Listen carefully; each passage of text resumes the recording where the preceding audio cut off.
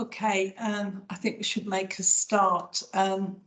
We've had a lot of sign-ups for this meeting, so there is a chance that if we get a lot of latecomers, we could be at a point where Teams is struggling with the numbers. But you will notice that ERSA is recording this meeting, and what happens afterwards is the recording's available to the ERSA staff team and eventually is put on the ERSA members area of the website. And it's just tell you that the website is being updated this week and occasionally drops offline. So if you go to look at it later, don't be alarmed, it will be back very soon. So my name's Elizabeth Taylor. I won't assume that everybody knows me. I'm the Chief Executive of ERSA. I think it's worth saying that I worked on my first European Social Fund provision in 1986, which was a women's enterprise and training scheme called Icon Women's Link Up. I think in all my working life, right up to being the Chief Executive of ERSA, there was some European funding for people and skills at some point in my organisation, if not directly contributing to my own salary. So this is very, very close to my heart, and it makes me fully understand the precarious state that some providers in the employment support sector are in because of this uncertainty. So ERSA colleagues before my time, and I would like to acknowledge the great work that Sam Winder and others were doing before I joined ERSA.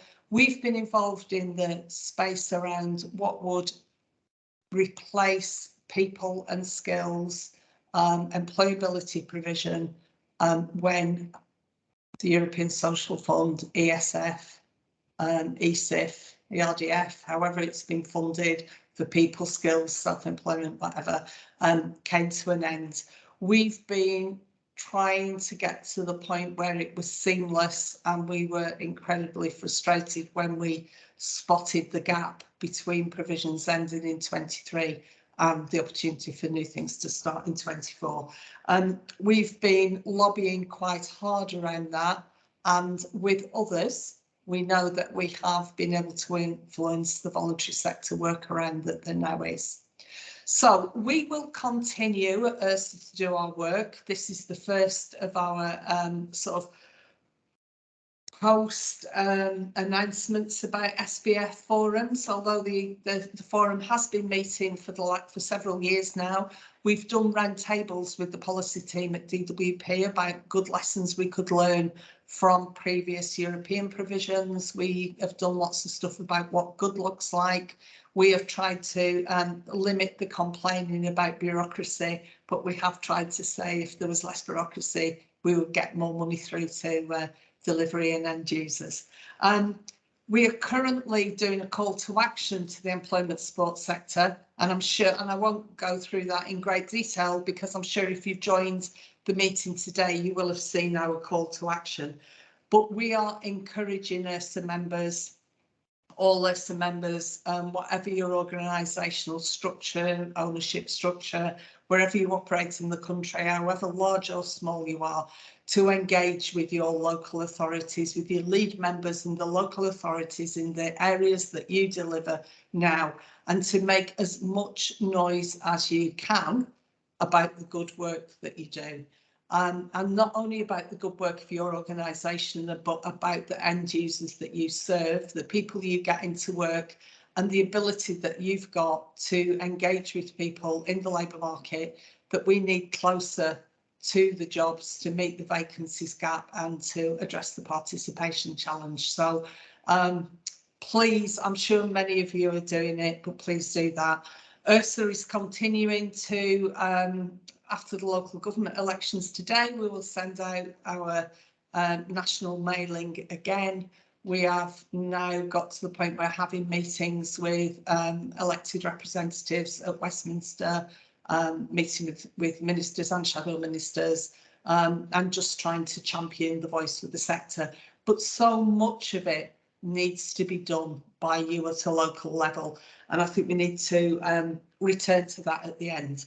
So I'm sure you all know the investment plans are currently being worked up, and the window for submission is the 30th of June to the 1st of August. But don't assume you've got till the 30th of June. I think you need to be making the right contacts with local authorities immediately. For the voluntary sector, there is, and for third sector organisations, is the opportunity to make requests for funding for people and skills from April 22 to March 20. The request of the investment plan is from April 22 to March 25, with the people and skills not coming in until 24. But there are the voluntary sector considerations. So if you are a third sector organisation, you need to be engaging with your lead local authorities now. I acknowledge that it is different in Scotland, Wales and Northern Ireland, and we will be picking this up at our regional forums that we run in the sort of across the 4 nations. But for this morning, it is the UK Shared Prosperity Fund, and it will inevitably have more of an England focus. So I am delighted that we asked colleagues from Department for Levelling Up Housing and Communities, from the DWP and from Department for Education to join us to make a contribution to kind of set the scene a little bit about what we need to do. The really good thing is about colleagues from DFE, we've got people who lead on multiply and people who lead on the skills provision. So I know that the contributors that we've got today are working together all the time. I think this is our opportunity to hear from them and actually for them to hear from us. We've got some other people on the call as observers from those government departments. And so I think it'll be really useful for you to make your voices heard, because even though our call to action is to make your voices heard to local authorities, it is really important to make those voices heard to the policy people that we've got with us today. So that's my introduction. I don't know what order we're going to do this in, but unless you've agreed within yourselves, can I suggest that we go over to Till first from DLUHC, and then we'll move on to the DWP and then the DFA. Yeah, that works for me. I don't think we've actually agreed in order beforehand, but thank you very much for having me and other colleagues from across government. It's a really great opportunity, and I'm really grateful that I have the chance to present. So I've got a few slides on the UK Shared Prosperity Fund, but I'll keep it brief because I completely agree with what you said, Elizabeth, that this is an opportunity for colleagues from the sector to ask us questions. So I want to maximize the time available for that. So briefly, my name's Till Specht. I'm the head of UKSPF delivery in the Department for Levelling Up. So working on the team that both developed the policy and is now starting to deliver the fund. I assume that most of you on the call will have some prior knowledge about UKSPF, so I'll keep it very brief, but it's 2.6 billion of funding, of which 559 million is for Multiply, which DFE colleagues will talk about shortly. And it ramps up to 1.5 billion a year in 2025. And as already alluded to, the focus is really on local authorities, on lead local authorities to deliver this funding. So it's a bit of a step change, both in terms of delegation and in terms of sort of empowering local partners. We have 3 investment priorities.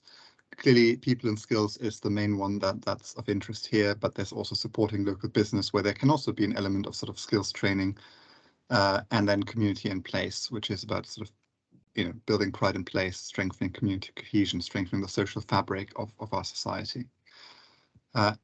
Underneath those priorities, there's a long list of interventions that each place can choose from. So this is just illustrative, and as Elizabeth already said, the people and skills one, with the exception for the voluntary sector, is available from 24-25 onwards. I will be sharing those slides after the meeting. That won't be a problem. The thing I wanted to dwell on a little bit is our delivery approach. So in England, local authorities, which is MCAs or the Greater London Authority, and then districts or unitaries, will be given responsibility to deliver. In Scotland and Wales, it is also local authorities, whereas in Northern Ireland, we will be delivering through DLUHC itself. So the local authorities will have responsibility for developing the investment plan, which then gets assessed by the Department for Levelling Up in cooperation with other government departments. They receive the allocation and they then do the day-to-day running of their UKSPF program, which includes the assessment and approval of project applications at the local level, processing of payments and day-to-day monitoring. They have a wide range of options available in how they deliver that funding locally. The default approach is competitions for grant funding, but in many instances, procurement, commissioning, or delivery in-house might also be appropriate.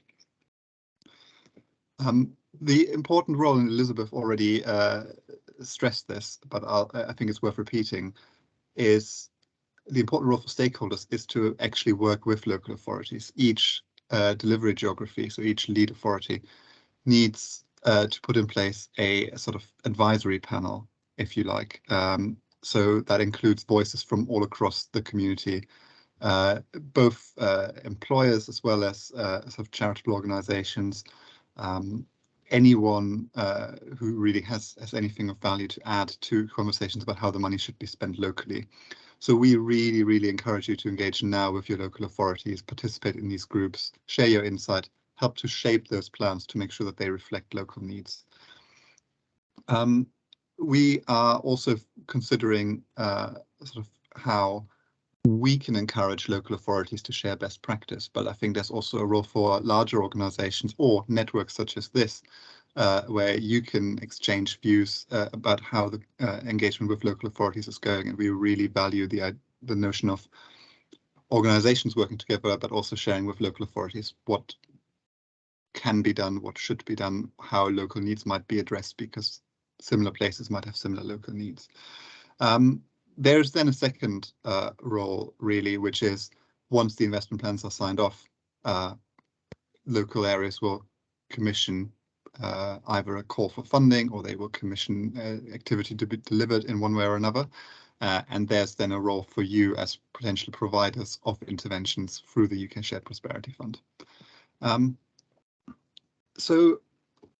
Lastly, I just wanted to highlight, and I'm sure Joanna will pick this up shortly as well, that we have teams that are out and about locally, working with local authorities, but also wider stakeholders, and I'd really encourage you to contact them if you have any questions about DLUHC, the UK Shared Prosperity Fund, or indeed DWP. So in DWP, there are strategic partnership managers, and we have area teams for each sort of region in England, and then in Scotland, Wales, and Northern Ireland as well. And lastly, if you are a voluntary organisation or want to lobby on behalf of one of them, then I think now is also the time to talk to local authorities about them and why their provision should continue. And with that, I'll stop, and I'm not quite sure who I'm handing over to now. Is it Joanna? Is it you? Is it Elizabeth? Yeah. Okay. Thank you so much. And obviously, I just want to sort of elaborate on a couple of things that Till has said, particularly around employment. So I think it's really important, as Till suggested, that you contact the lead authorities to help them understand what ESF provision you might be delivering at the moment, and therefore whether that might need to continue either from year 3, or whether there are any funding issues for year 1 and 2. I think from a DWP point of view, it's also really important to flag that UKSPF will be the main source of funding for economically inactive employment support. This is so that it doesn't duplicate some of the DWP contracted employment provision. Skills support, as set out in the prospectus, can support economically inactive, unemployed and people in work, both through the core people and skills provision and through UKSPF. And so I think in light of that, it just really it's really important, as Till said, to kind of think about how partnerships and existing groups work together to understand what is the need in an area for people and skills, what might be funded through different streams, and therefore where it may be appropriate for a lead authority to continue to fund provision. I think as part of that partnership role, I think it's really also just important to flag the geography issue, because some of ESF, well, in England, ESF funding clearly operates over a LEP geography, whereas Multiply will be over a county council geography outside MCA areas, but core UKSPF people and skills provision will be at a lower tier area. Authorities have been strongly encouraged by DLUHC in the white paper to work at a higher geography for people and skills, and given the transition from ESF to UKSPF and Multiply, I just think that that's really important to consider in your conversations with lead authorities as well as the provision itself. So those are the key points I wanted to flag, and I think I'm handing over to Kat now, is that right? And sorry, I didn't introduce myself. Hello, I'm Joanna Hoyle, and I head of local labour market strategy in DWP. I'm so sorry. Just so focused on UKSPF. I didn't introduce myself. Apologies. Thanks, Joe. I think I'll give an update on Multiply and then hand over to Kat in case she's got anything broader to add. So thanks everyone for having us. I'm Claire Steeksma, I head up the Multiply programme in DFE. I was just going to give you a sort of brief overview of the programme. Unlike Till, I've failed and not got any slides specifically, but I can share something with you, Elizabeth, afterwards, if that would be helpful as a bit of a summary of, absolutely. So we've got, as Till said, up to 559 million over this SR period for Multiply. We've got two broad aims really, which is improved numeracy of adults that are 19 and over, and improved labour market outcomes. And there are three distinct pillars to the programme. So we've got the local allocations, where with DFE delivering them in England with up to 270 million, and then remainder around 160 million going to the devolved governments, and that'll be DLUHC's responsibility for delivering. We've also got a online digital platform that's in development so that learners can basically access learning all of the time at their own pace and place, and we're envisaging that we'll have some kind of diagnostic assessment, learning materials that people can tap into, some kind of coaching or tutoring offer, and then a means of assessing people's progress through the Multiply programme. And then we've got a programme of evaluation and RCTs, so randomised control trials, where we want to basically build what is quite a limited evidence base around what interventions work to improve numeracy and improve labour market outcomes, and how might we want to kind of tweak delivery, particularly in years 2 and 3 of the programme, based on the emerging evidence around what works. And then separate to that, we're also developing a national communications campaign, really trying to target some of those hardest to reach learners that are not engaged, potentially not engaged with the labour market. And then we're also looking at national approaches. So how might we do something specific for particular cohorts? So those leaving the prison system, those leaving the care system, those that we know have particularly low numeracy levels. And we're also, we've got an employer steering group, so getting the views from employers around what we might be able to do at a national level to encourage progression into work and within work. I'll just kind of turn back to the local allocations, which is the one that I think is probably the most interest to this group. So we've written out to local areas, we've published our investment prospectus for England on the 13th of April, and some accompanying technical guidance that just sort of sets out how we expect to monitor local areas, how we might measure success and so on. And we also published the indicative allocations. We've set out, similar to the UKSPF prospectus, we've set out a menu of interventions that local areas can pick from. There are some specific ones within those interventions around numeracy programmes delivered with employers, those aimed at people who can't apply for certain jobs because numeracy skills are a barrier, and also activities that are sort of developed in partnership with community organisations and other partners aimed at some of those hardest to reach learners, for example, those that are not in the labour market currently or currently identified as a group locally in need. And so local areas will come back with an investment plan picking from those menu of interventions by 30th of June. We expect a period of sort of working with them to refine those plans over the summer, and we'll make payments from September onwards. And I should say that, as has already been touched on already, we've invited upper tiers and MCAs. Part of the prospectus, it does bring out quite strongly that we expect them to be able to demonstrate partnership working with local community groups, organisations, employers, and so on as part of that. So yeah, we do expect local areas to be collaborating in developing their plans and coming up with their specific interventions. I'll pause there because I've talked to you for quite a while and I want to leave a bit of space for questions, but I'll just hand over to Kat in case you've got anything else you wanted to add, Kat. Thanks, Claire. Okay. I've got a slightly sticky mute button. I've got the sort of last lot, so it's picking up the things that other people haven't yet covered, which I think Till, Joanna and Claire have done a really good job of. I guess the only thing to add on skills is, as kind of as we said, that distinction between DWP and DFE, which is about kind of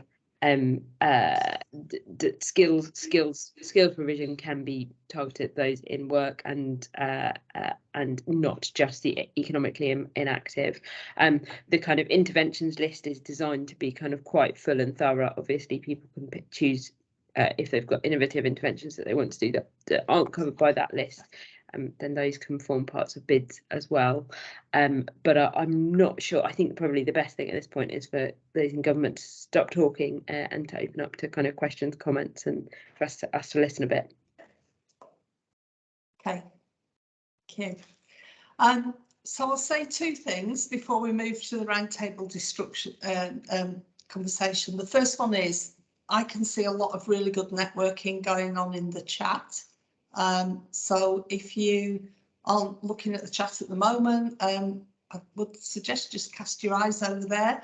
What ERSA will endeavour to do is leave the chat running after the meeting so that there can be further collaboration, because I can see that people are contacting each other at a local level, making contact with people from local authorities and the DWP, or just providers speaking to each other. So that's really good. And I can also see that Claire's just put the multiply prospectus in there. But I think now's the time we'll move on firstly to questions, to Till, to Johanna, to Claire and to Kat. And then when we've exhausted those questions, we will have a little bit of a round table discussion, which is really your opportunity to tell us about what you've done so far, what your concerns are, messages you'd like to pass on now to the DWP and DLUHC and DFE, and then we'll talk about next steps and what we do next. But first of all, if you want to ask a question, I'm going to really struggle to watch the hands raised for questions in the chat. So can we do the questions by hands raised? So if anybody wants to come in at this point, please raise your hand and we'll start that way.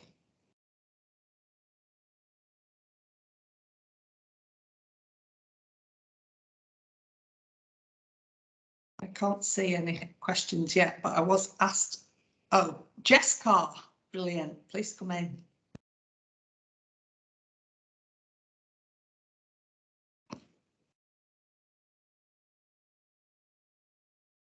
Jess? Laura, have we got a situation where everybody's muted? Can you hear me now? Yes, we can. Perfect. Sorry. So my name's Jess and I work on a project called Heads Up. So we're currently funded by ESF and the National Lottery Community Fund, and we help people get back in to work that have common mental health problems. We cover Essex, Southend and Thurrock. So I was just wondering what people's opinions are on if projects do cover a county, if we were to apply for, you know, SPF, is it that we would have to go to every local authority within that county to apply? Or is there kind of a way of saying, you know what, this is our project, we would like to cover the whole of the county? Or, you know, what kind of advice do you have around that kind of thing? I'm happy to attempt an answer. So I would almost see it the other way around at the moment. It's about influencing all the districts in that instance, the unitary, so Southend, Thurrock, and then all the districts in Essex, to make sure that they, as part of their investment plans, agree that they want to do that kind of activity, which obviously sounds very worthwhile. And then, yeah, we would encourage them to pool their resources and work at a county level so that they can, or an even wider level, including the Southend and Thurrock, so that they can commission, procure whatever a project such as yours on that level. But it is sort of the onus is on the districts and the unitaries to come together and agree that that is something they want to continue to support. But then when it comes to the actual commissioning or procuring or however else they contract with you, then yes, we would encourage that at the wider level rather than you having to go to individual districts. And that's what we said in the prospectus as well. Okay, thank you. Okay. Thanks, Jess. Thanks, Till. Angela Dyer. Hi, just a quick question. We work on several contracts. The one I'm working with is with ex-offenders who are coming out of prison and in community. I was just interested to hear about this focus on numeric skills and the fact that part of the initiative is to do more online digital platforms for self-learning. I'm sure that lots of people on this call are aware that being able to access digital equipment and online is very, very difficult for some of our service users. I just wondered if that had been taken into consideration. Thanks, Angela. Really, really good question. And yes, we're in discussions with Ministry of Justice about this, really recognising that obviously there is an access problem within prisons. There's also broader issues around people being sort of digitally excluded or not having digital access more generally. So yeah, definitely something that we are picking up with Ministry of Justice and others, and also through the we've got a digital discovery underway which looks at those specific user groups that we are looking to target through Multiply, and making sure that obviously there's the kind of general prison security issues to overcome, but more generally, like, how can we make sure that the platform is designed in a way that it is accessible to as many people as possible, including those that might not have the digital skills or have the digital access that they might need.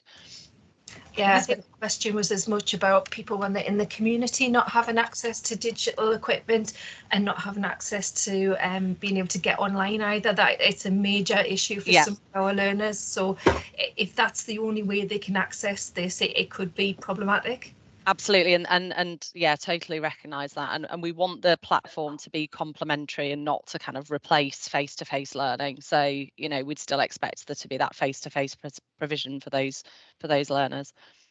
I think it's also important to flag that supporting economically inactive people, including offenders, ex-offenders, you know, people with multiple barriers, is part of the core people and skills, and the approach there is very much for intensive wraparound bespoke support, and that may include numeracy. And again, there's a facility for areas to use both core UKSPF and Multiply to ensure that there's appropriate support that meets the needs of the community. I think it's also important to flag that HMPPS are still providing some provision to offenders and ex-offenders, that more general stuff, through ESF. So again, I think it really the partnership approach and actually understanding what the area needs and who needs to work together to ensure that it's the right support going to the right people is absolutely essential of this. And I think that's, you know, as Till set out earlier on, it's that how to set up the partnerships and ensure the right provision is working at the right geography for the different cohorts who have a need. And I don't think any of this can be done in isolation. So I think if we just kind of think about it in that broader context as well. Okay, thank you. Maggie Cram. Hi, can you hear me? Yes. Yep, good. Maggie Cram from St Giles. It is just picking up on the ex-offender one, and I would just like to know more information about the HMPPS CF03 programme and how we're going to bridge that gap in terms of the next couple of years. That programme really targets very hard to reach people leaving prisons who don't really have much service at all, and there's just going to be a huge gap there, and it's like, who should we be talking to? What's going to be the future of HMPPS, you know, the CF03 activity? Because if that gets lost, there's really not very much else around there in terms of support for people leaving prison, and for them to have a chance not only to get a job but to avoid reoffending. I think it's really critical, and I think I'd just quite like a bit more information about it all. I think we might need to set up a separate call. I think there are two answers to that. I'm sure Till will have other views. So firstly, if there's a recognised need in the local community that provision is being provided in a specific community that is at risk, then I think it's having the conversations with the lead authority. It's not about extending any one contract. It's about identifying where there is a need and discussing that with the lead authority to see how that fits within wider priorities. I think with HMPPS, there is a slightly different issue, is that because offenders are moved around the country, then some of that is a national approach, and so there is a slightly different approach, and so that's probably not that aspect probably not pertinent to this bit of the conversation. So I think it depends whether it's national provision or whether it's specifically local. If it's a very local project, then I think that needs to be reflected and discussed with the lead authority as with others, and there is provision for that to be funded if that is the decision of lead authority. If it's the national element of HMPPS, I think that's not for this call, but I'm really happy to pick up a separate conversation. My team leads on ESF policy, which obviously is, you know, it sort of manages the contract with HMPPS. Till, okay. I don't know if you've got another view on that. No, I think that's right. It's sort of for the local authority to make the case that provision needs to continue because a voluntary organisation is at risk, or that, you know, and then for the national ones, I would urge you to get in touch with Joanna and discuss that further. I could just offer from ERSA that I could do the introductions, facilitate that meeting. Yeah, that would be good, because it is the tension, because where people are leaving prison and they may not be in the particular areas. Yeah. Thank you. Pick that up. The next candidacy is Richard Rigby. Thanks, Elizabeth. So Joanna, you mentioned about under people and skills, the employment support predominantly for the economic, or the main economic inactivity as being what we're looking to tackle here, which I understand the logic there. Just wondering on the sort of on the evidencing of that, it's probably quite hard to prove that someone's not been looking for work. Or are you going to look at, are they already on universal credit? Is that the way to prove if someone's already engaged with DWP on universal credit? Does that mean we're looking outside that area? Everyone else could be economically inactive. Yeah, essentially, and there's going to be no perfect approach to this, and I don't think there's going to be the sort of I think some of it will depend on local areas and the contracts about whether there's a very hard. I think the ambition is not to double fund, so there's a huge amount of contracted employment provision and work coach support under the Plan for Jobs and other initiatives that are offered to people in the intensive work search group on universal credit and ESFA. So the idea is, if people are in the intensive work search group or the light touch group, then they should be being supported by DWP, and money has been provided by the UK government to do that.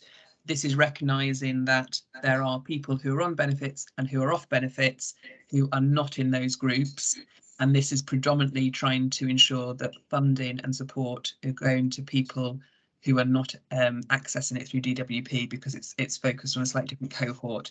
I think the logistics of how that works is a conversation for areas, and again throughout the prospectus, really important for lead authorities, for voluntary sectors to work with DWP Job Centre Plus locally to ensure that all the needs are understood and that there's alignment between provision. We don't want gaps and we don't want duplication. We want to get the most bang for our buck collectively to ensure that we've got the employment outcomes for individuals. So that is the logic. How that is done will need to be a discussion locally, and I think the solutions will need to be agreed locally because places are different, and needs are different, and existing landscape is different. And I think just to add from a skills point of view, absolutely endorse that point about kind of every part of the country being slightly different in terms of what is currently provided, what is currently on offer, and what we really want to see is kind of local investment plans that reflect on what exists locally and where it is that UKSPF can add specific value, that is not just about kind of competing with other funding streams, for example, the adult education budget in the skills space. Thanks, that answers my question. And there is a helpful footnote in the prospectus. I was just making sure I understood it correctly. But does that mean that potentially someone could be in the no work related requirements group under UC and still be eligible for that sort of support? So yeah, absolutely. Yeah. Thanks. So I mean, there's a definition that's in the prospectus that has been carefully agreed with Treasury and UK government colleagues, and so really, as I say, how stringently that is policed locally, and it's that local flex, but essentially, yeah, it's only the work-related requirements group in terms of legal conditionality, but the definition in the prospectus is very clear on that. I can in fact, Charlie, could you post the definition in the chat just so that everyone's got sight of it? Is that all right, Richard? Yeah, thank you. Yeah, thank you in anticipation, Charlie. Should we move on to Abby Conway?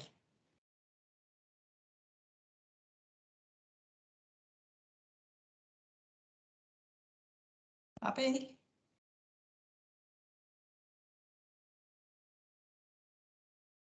Okay, I won't ignore you, Abby. I'll try and bring you back in a minute, and we'll go to Andy Churchill next.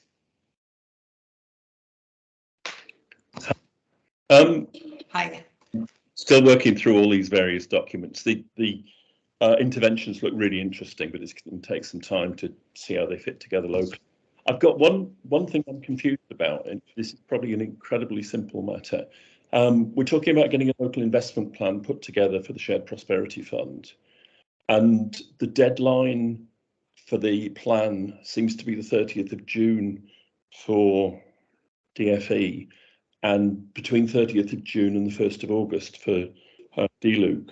So are there two plans? Yes. What are there two There's two plans. There's a multiply plan and a UKSPF plan in England. In Scotland, Wales, Northern Ireland, they are the same and have the same deadline. Okay, I found that slightly surprising because I thought we were going to pull everything together and get rid of the silos locally. So there are two specific plans with two deadlines. So there will be overlaps in delivery geographies, but outside of MCAs and unitary authorities, they are delivered by different institutions.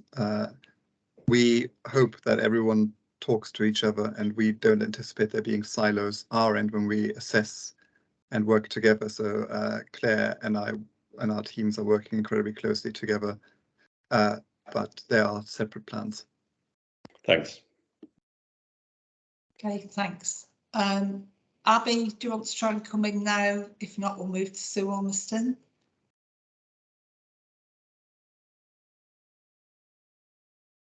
Right, we're going to move to Sue Ormiston.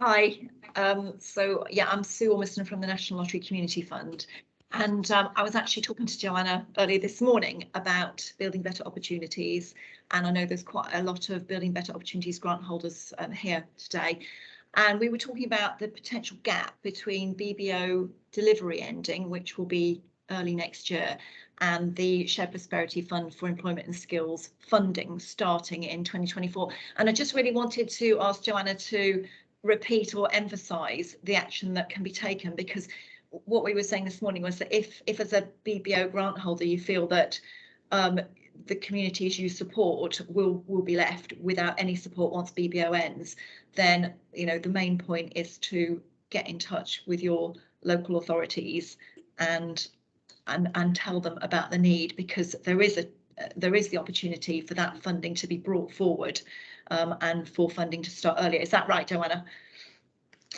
That's right. As Till set out, the overall people and skills funding for core UKSPF, all areas in England can invest from year 3. It won't apply to BBO, but in the DAs they have that flexibility from the start. But there is a flexibility in year 1 and 2 that where the lead authority recognises that there is ESF funded provision, which obviously includes BBO, that is at risk, and that provision would still be beneficial in year 3, then it is at the lead authority's discretion to fund it in year 1 and 2 in England. So I think as part of what Till already set out, and also just to be clear that the multiply funding, that some of this, if it relates to numeracy, could be funded from year 1 and 2 without any restrictions at all. And as we were talking about prisoners, if this is about a numeracy element, then that's completely flexible. So I think where a lead authority agrees that there is a need for people and skills provision in year 3, that is critical, but that provision is at risk because ESF funding ends sooner. And I think for BBO, all the activity ends at the end of 22, doesn't it? So you'll be wrapping up by sort of March 23, which means that there's potentially a gap. So this is then at the discretion of the lead authority. There is provision for that flexibility in the UKSPF prospectus for core people and skills, and there is already flexibility within multiply. So as before, it's about working with partners, the lead authority, so that they understand what provision is being undertaken, that they can look at that provision against the wider needs of that local area. And then if they decide that it is appropriate to continue it, either as a sort of a just funding what is there or doing a new open competition to meet the need, then it's the lead authority that's at discretion. As I outlined, some of the geographies will be different, so that may be something that you want to include as part of the conversation. And again, that will probably vary from project to project. I don't know, Till, if there's anything you want to add to that, or Claire. No, I couldn't have put it better myself. Okay, can move on to Gavin Hull.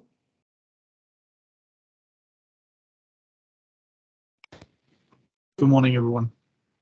I'm an associate researcher with ERSA, and the privilege of working with the lovely Elizabeth.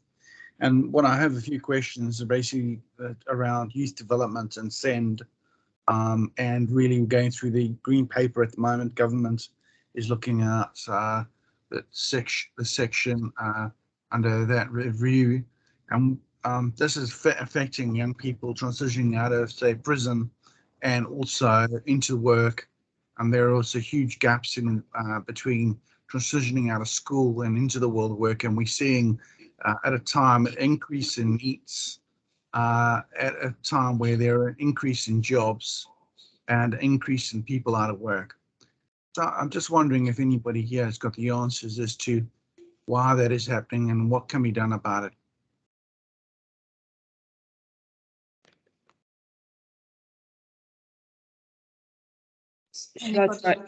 Yeah. So I think that feels like a pretty big question, and probably picks up on kind of quite a cross-cutting kind of series of DfE policy priorities across SEND. Is there a specific problem around kind of the transition to UKSPF that is being exposed, that is exposing, or is it more of a kind of general policy challenge, Gavin? I think it's more the issues around people. For instance, in Lambeth myself, it's connecting with the local boroughs, understanding what that looks like from a funding perspective, getting all the partners together around the same table and saying, and letting the borough, let's say Lambeth Borough, take the lead on that. And let's get that language. So it's really about the communication, understanding across local boroughs and then Greater London regional authorities about how that collectivism and community of practice and shared practice can work closer and better together. I know that ERSA is incredibly good at getting people together, but I don't think it's enough. I think, as was mentioned here, there are some networking opportunities that I think that local authorities and across Greater London could do better and draw people closer together to understand the UKSPF and how they can be implemented at grassroots level. And I think what I'm saying, particularly with a focus on SEND, so that we don't see those who are in SEND increase, kind of end up in the NEET space or the prison population, as we know that is on the increase, with particularly with those in SEND, with the SEND component. Yeah. And I think there's an opportunity there where Greater London Authority have got they've got their devolved adult education budget as well as UKSPF, as well as multiplier allocation. So there is an opportunity to pick up some of those individuals across the kind of 19+ space. I'm not clear whether you're talking about kind of 16 to 19 as well, but across the 19+ space, then I think our ambition is that some of this kind of local planning and this local approach will do precisely what you're talking about and kind of bring that together in a holistic way. And again, it's really about understanding what that looks like, or sort of, can I say, an organogram of how that transpose, how that's a flow chart of how that all kind of works, visual representations of that. If you're trying to problem solve and trying to access the fund at a grassroots level within the borough. I think what we could do for ERSA is we can pick this up at the Youth Forum and the Greater London Forum. Gavin will continue the discussion there. So thanks for highlighting that today. Should we move on to Jude Day? Thank you very much. So Jude Day from SCPA, a charity delivering DWP, BDO, ESF funded projects down in East Sussex. Potentially in East Sussex, as I understand it, we could have 5 improvement plans because each of our 5 district and boroughs can take a lead on that. I'm curious to know about the DLUHC's response if they see something, because obviously the budget is quite significantly less. If they see that perhaps some of the things that we deliver to those who are furthest from the job market, etc., is not serviced in half of the county. So it may be that 3 out of the 5 go, yes, we want to use our budget to continue with the good work you're doing, Jude, and we've done some excellent work down here for the past 25 years. But it may be the other 2 go, actually, we want to do this in a different way.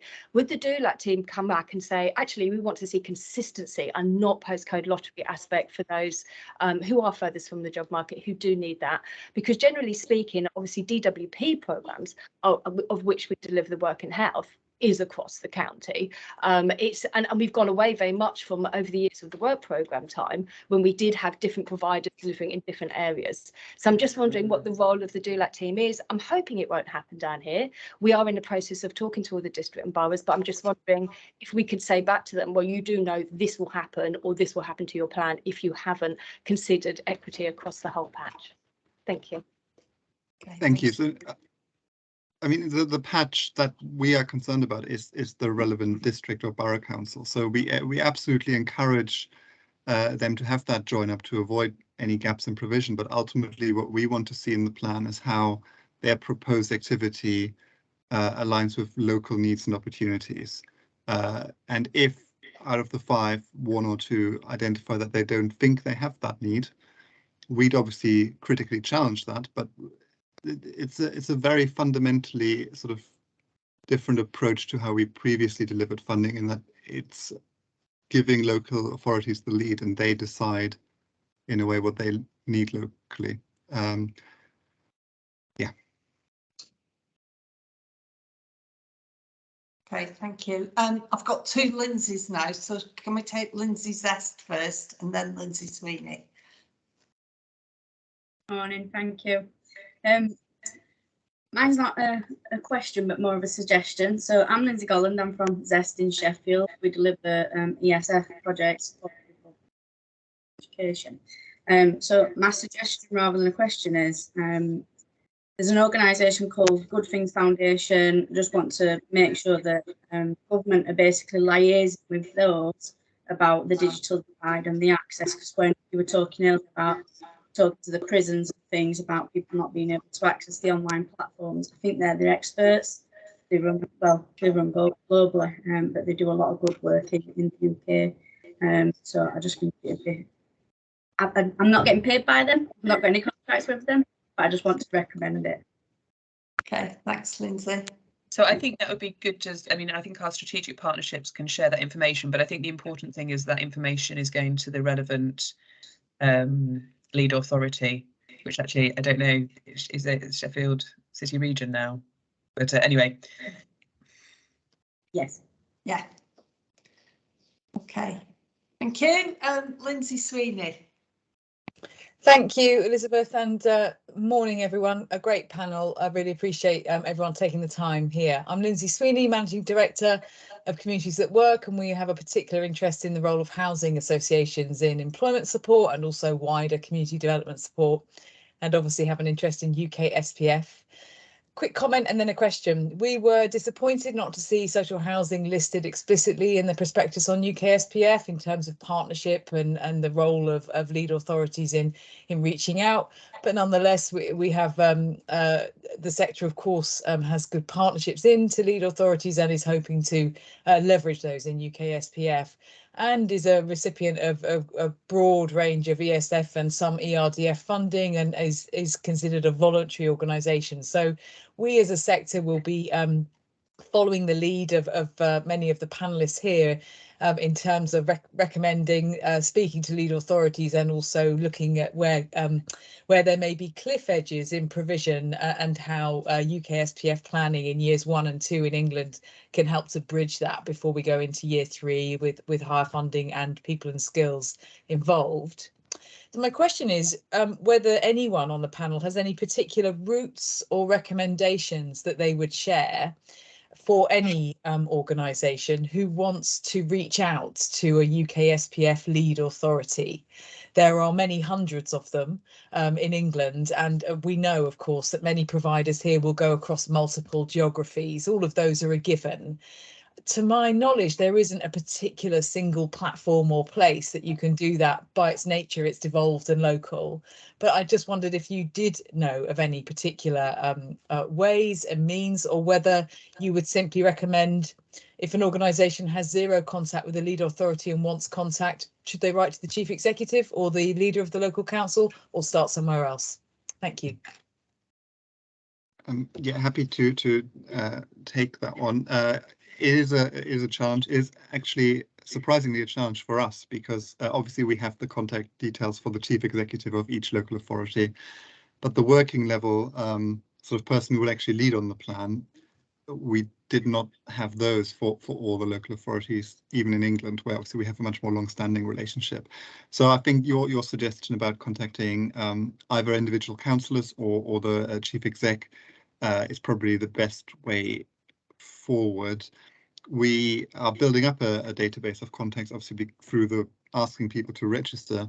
There's probably a data protection issue with sharing that with you, which I appreciate is frustrating. I think there's probably a lesson to be learned for us for the next time round when we ask for investment plans, and to facilitate that a little bit. But it's a persistent problem across many of our funding streams, and one we haven't found a good sort of data protection compliant way to overcome yet. And certainly from a DWP perspective, where we have the opportunity, and obviously it's DLUHC lead, we're certainly encouraging lead authorities to actually put on their website who is their main UKSPF contact, or multiply as appropriate. I think in the interim, for the people and skills side, DWP has the strategic partnership managers, and clearly it is not their responsibility. They're not representing the lead department, but actually that might be, hopefully both they and the DLUHC area teams will be talking to them and can potentially provide some of that join up, but really the onus is on the lead authorities. So yeah, it's something to work through, but I'm sure can be resolved relatively easily. Okay, and I'll just make an offer from ERSA, because we've been in contact with all the local authorities as part of our work, that we are trying to collate the list of local authority leads, and when we do, we'll be sharing that within ERSA and our members. John McDonough, I can see your hands raised. Oh. Hello. Sorry, can you hear me? Yes. The mouse doesn't work very well. Morning, everybody. Thanks, Elizabeth. Couple of points just for the panel to think about, really, because we do very little in ESF, but I've recruited. I mean, I don't go quite as far back as Elizabeth with this, but I remember recruiting people around SRB and ESF and everything else in the 90s. This feels rushed, and I appreciate government departments are not necessarily in control of the timetable, but it feels like there's an element of the cart before the horse, and there's certain things that it's like that saying, if you ask for directions from somewhere and somebody says, well, I wouldn't start from here, but you know, we are where we are. A lot of people who'll be involved in this in local authorities, and I used to recruit them and still deal with them quite extensively, have been conditioned. They've been doing it this way for 20 odd years, perhaps more. They don't know any different. I think within the whole employability and skills piece, there's not always as much attention or focus on results. So what does good look like? What's the holy grail for various reasons? And obviously this is something that I still try to help people with. But certainly most people I deal with, and this would include LEPs and people who are responsible for ESF money as well, will admit things could be done a lot better. So is there a recognition of that within government departments, and is there any plans, if you like, to almost facilitate some thinking with these people? Because otherwise it feels a little bit like it's hot potato, your problem, you deal with it. And pre-work programme, I remember asking the question, what is it you expect essentially the same people in the same organisations to do differently that's going to double, treble or quadruple their results? And I'm not particularly clear here in terms of what people are trying to achieve or what government departments are trying to achieve. And certainly when I speak to employers, they wouldn't understand. And if you look at the end users and the complexity of the landscape anyway, I don't think they would understand as well. So there's a question around, is there an acknowledgement of that within different departments? Is there an appetite to do something about it? I don't want to say has this been fully thought through, because I appreciate somebody's got the foot to the floor with you, but it just feels, it feels we could be in a better place, if that makes sense. I'll just respond on the employment point. I think Till will probably kind of want to come in on the flexibility. I think this is, there is a national comprehensive employment offer for people who are in the intensive work search group. I think we recognise as DWP that this is meeting the needs of lots of people, but also through the evidence of ESF and other government pilots, we also recognise that there's a need for local flexibility. And so this is trying to complement to ensure that there's provision across the system. So, kind of Till can talk through the logic and the arguments behind this approach. But the point is that it's trying to ensure that we maximise how we reach and support people, and people need different ways to engage to get the support they need, because people are different. So I think it's sort of the different approach is meant to be complementary, and the fact that it's different provides lots of opportunities, notwithstanding that there are some complexities and issues as we get used to it that we need to work through. Okay, thanks, Joanna. Yeah, no, I mean, I agree with what Joanna said, and I think where there is a genuine challenge and issue that we probably acknowledge is that we're obviously combining what used to be ERDF and ESF into one program. And I think it's fair to say that what we're doing here, this devolving responsibility to the local level and empowering local leaders, works more smoothly and more readily on what used to be the ERDF side of things. And there's probably more challenge on the employment and skills support side. And we acknowledge that. It is thought through. It is I guess the beginning of a process idea. That's how we envision it anyway, to do less centrally and to give back a bit more responsibility and power to local authorities.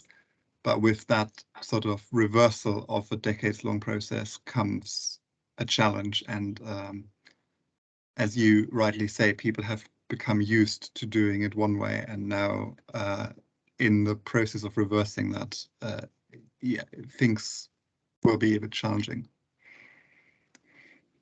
Okay, thank you. I'm really aware that we've got to the end of the hour, so if we just take Hassan and then Liz Tapner, and then we'll talk about ERSA next steps. Hassan. Hi, thank you so much. Can you hear me? Hello? Hello? Yeah, we can hear Yeah, you. perfect. Great.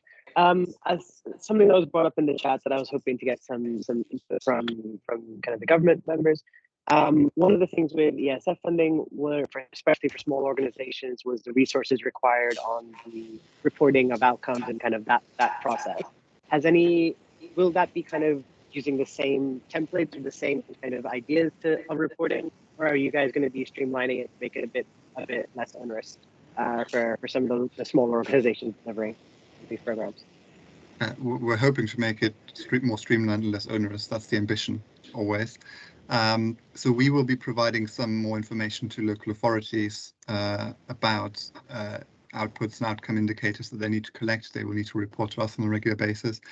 But then actually, for the organisation that ultimately delivers an activity under UKSPF, partly there's a dependence on how the local authority asks you to report things. So there might be some variation across the piece, but we anticipate that it is less onerous. So we're not going in, I think, from the start with some of the more demanding reporting requirements that you would have seen under ERDF and ESF.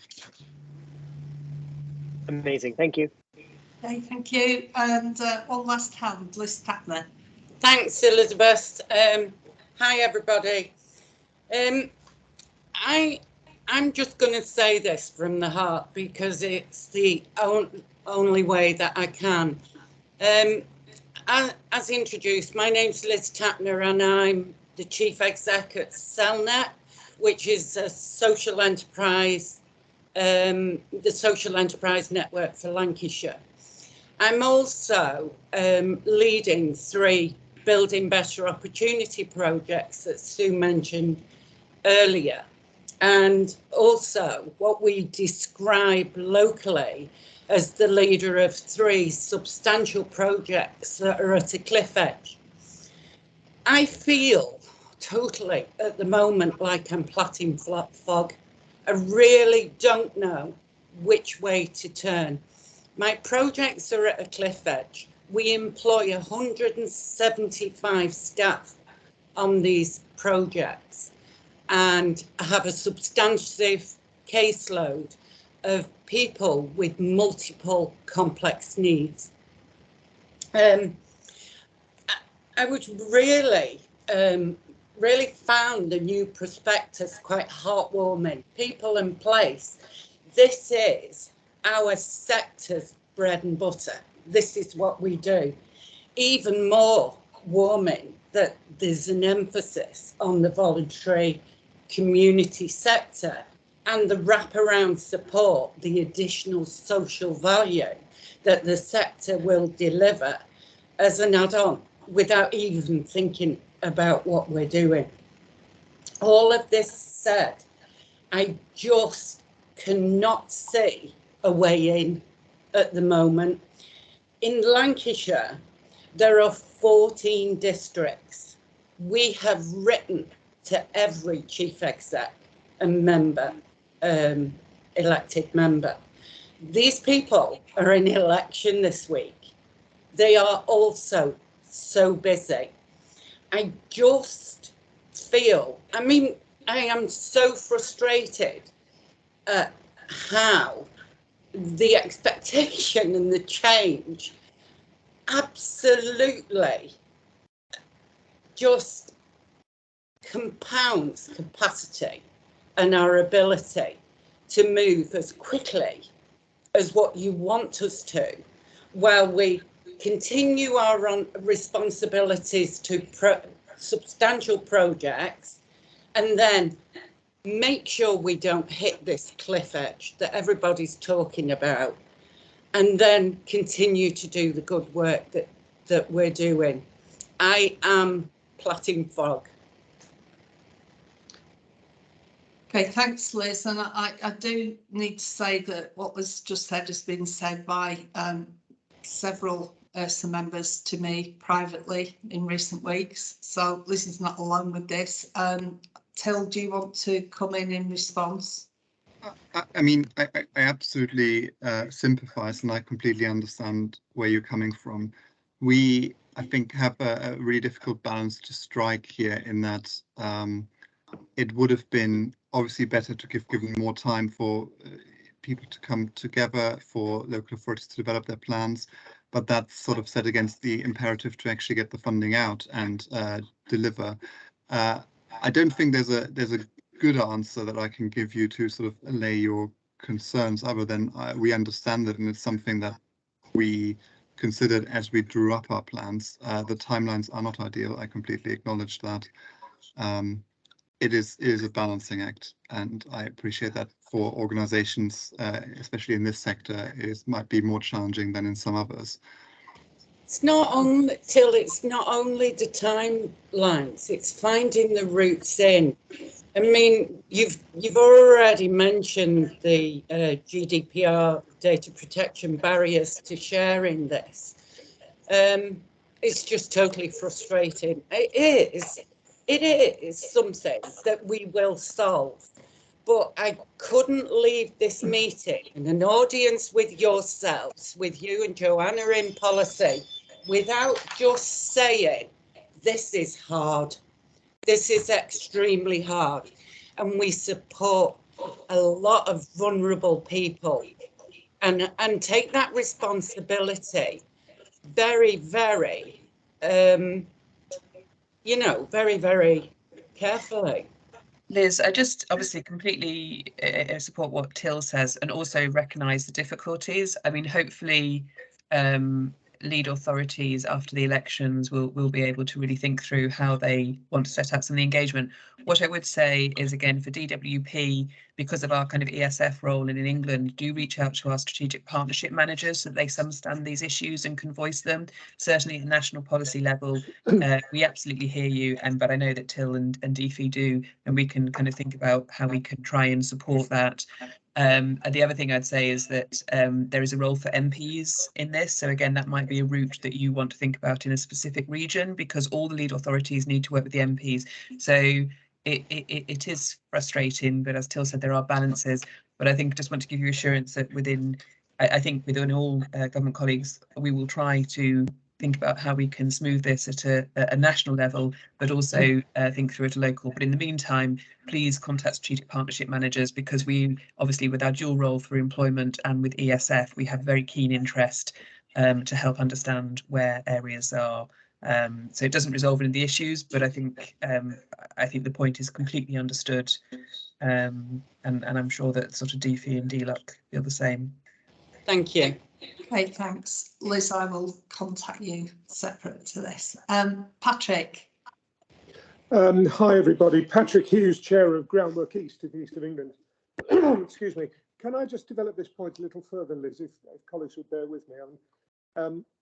The decisions, which I understand, and in my opinion, actually, unlike some colleagues, have been sorted at remarkable speed, bearing in mind the political difficulties. So as an ex-civil servant myself, I actually doff my hat to serving civil service colleagues who are dealing with enormous political challenges as well as policy-making ones.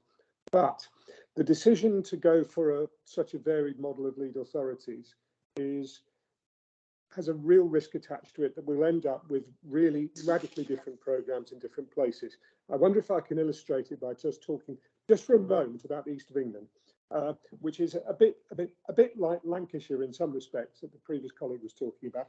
And indeed, what we have in East of England, which is, by the way, a region that, as far as I understand it, exists statistically, and DLUHC seems to recognise, but DWP have a completely different regional structure, and DFE, I think, really have none for practical purposes. So there's a challenge there.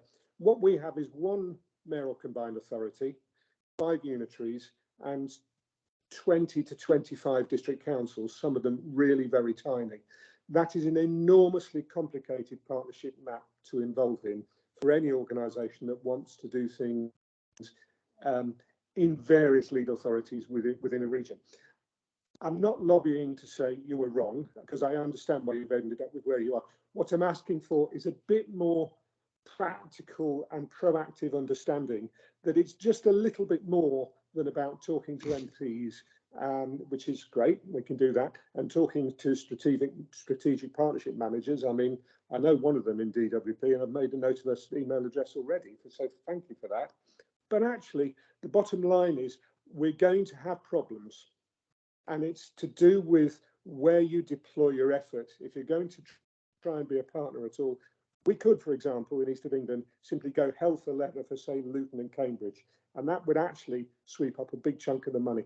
But it isn't very local as far as the rest of the region is concerned. So I'd like to push back slightly and say, I think on this partnership issue, we need more help. Yeah, it's a very complicated issue, and as Till outlined, it presents different issues on people and skills than it does for communities and business. Certainly, I'm not suggesting that DWP SPMs or MPs are the only solution. DWP is not the lead department here. I think there is a real key role for lead authorities. They have asked for and have received devolved funding, and it is for them to work this through. But I think we want to support them and individuals. So I hear what you're saying.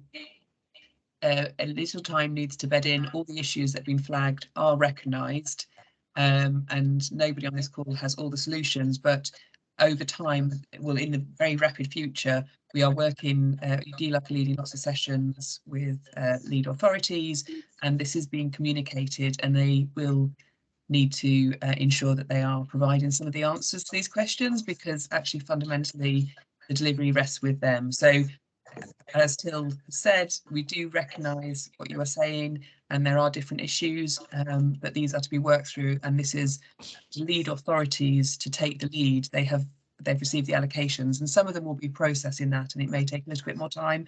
And I do appreciate that there are different issues for lower tier than some of the more established regions. So I think I can't provide any answers other than what I've suggested in the very short term, but what you say and what others have said of this call is being heard. And so I can give you that reassurance. Could I make a specific practical suggestion? There's going to be regional directors in each region. Do they have a role in this? We could look to them. Absolutely, exactly. DLUHC colleagues could tell us who they are. Yes, they can share those information. Till's gone off the call. I think it's in the public domain. So in each area of the country, there are area directors that are already in place. What is happening is that the remit of these teams has been expanding in line with the wider levelling up. So there are already established DLUHC area teams who absolutely should be a key point of contact and the overarching lead on UKSPF in a local area. I was just saying that the strategic partnership managers have that sort of employment and ESF interest, but they are, I'm sure we can get those names out, but there's no secret to that. Could somebody put them in the chat, please? That'd be incredibly helpful. If they don't, I think Phil's left, so Phil's gone there, so we'll put that out, and we'll put it in the chat later, because we won't close it down. It'll be available on Teams, and we can send it out from ERSA. We are over time, so I'd just like to close with a few things and actually reassure you that we will reconvene. So I'd like to thank the colleagues from, obviously Till's gone now, from DWP and DFE who joined us this morning. Not only did we have the contributions, we had people observing, which at ERSA we were really keen to encourage, because the more people who hear the sectors, concerns, constructive suggestions, etc., the better right now. So I'd just like to thank everybody who joined us. Now, the other thing to say is ERSA is written to every MP, every local authority lead, and also the Chief Executive of local authorities. We've reached out to the Local Government Association and the District Councils Network, and we are hoping that we can convene a meeting with representation from them. We've got an event on Tuesday with New Philanthropy Capital that's about charities and UKSPF. I think that's been sent out through the ERSA network, but details of that are on the MPC website. I think we will reconvene with ERSA members who have the concerns, who want to participate and shape the local investment plans, and I think we need to share within the community that are delivering UKSPF how we emphasise the needs, how we make the heartfelt pleas that we've heard from people this morning, and you know, particularly Liz Stapler towards the end, about the people we're working with, and how difficult it is right now. So what ERSA's going to try and do is help you navigate those difficult waters. So I can see lots of people are leaving now. We've run out of time. We'll reconvene as soon as possible. And thanks everybody. We had 324 people register, and I think at the height we had about 130 in the meeting. So there is a recording. The recording's available to ERSA members. If you want to raise anything, email me directly through policy@ersa.org.uk, and let's keep this conversation going because there's lots of work to be done. Okay, thank you. Thank you. Elizabeth. Bye, everyone. Great, thank you. Thank you, everyone. Thank you. Thank you. Thank you. Thanks for that.